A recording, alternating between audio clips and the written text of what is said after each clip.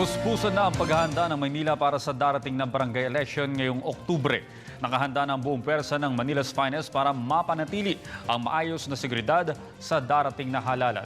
Balita mo kami, Noel Perfecto. Handang-handa ng pamunuan ng lungsod, Manila's Finest at ang COMELEC sa parating na barangay elections sa October 28, 2013. Ito ay matapos na ipakita ni MPD Chief Isagani Ginabi Jr. ang puwersa ng mga operatiba ng Police Maynila na kinabibilangan ng mga bagong bike patrol at augmentation force mula sa NCRPO at ang non-uniform personnel na anytime ay maaaring ipang sa mga pangangailangan ng COMELEC. Mismong si Manila Mayor Joseph Estrada ang pumuri sa distrito nang magawaran din ito bilang pinakamahusay na police district sa buong Kamaynilaan. We will see to it that what's important is we can have peace and order and very, I would say, an election that is really free of fraud. I've talked to the barangay captains and I told them that you see to it that there will be peace and order. I've talked to many of the barangay candidates and incumbents.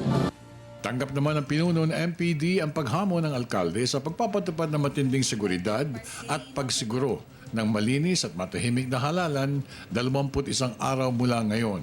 Ayon kay Ginabe, masusi nilang inaalam ang ilang napabalita mga areas of concern tuwing nagkakaroon ng electoral process.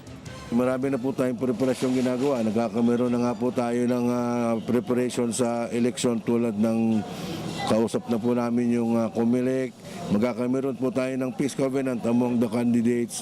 Magkakameron po tayo ng series of meetings regarding the preparations for the election. We are asking augmentation from NCRPO dahil napakadami po nating barangay captain sa Manila. Sinang-ayunan rin ng ilang mga opisyalis ng pulis sa katatagan ng kahandaan ng puwersa nito kapag dumadating ang araw ng pagkakataon. Maganda ho yung ganyan, yung nagkakaroon ho ng challenge para sa kapulisan natin. Kasi doon ho talaga na may measure kung meron talaga nagawa yung kapulisan natin. Kung dati ho, ito yung nag-engage, then kailangan umangat, hindi ho pwedeng bumaba dahil ang pinag-uusapan ho dito, serbisyo, hindi ho dapat bumababa yung standard ng serbisyo. Hindi naman nagpatinag si COMELEC spokesperson James Jimenez sa mga naglabasang ulat kaugnay ng areas of concern sa lungsod.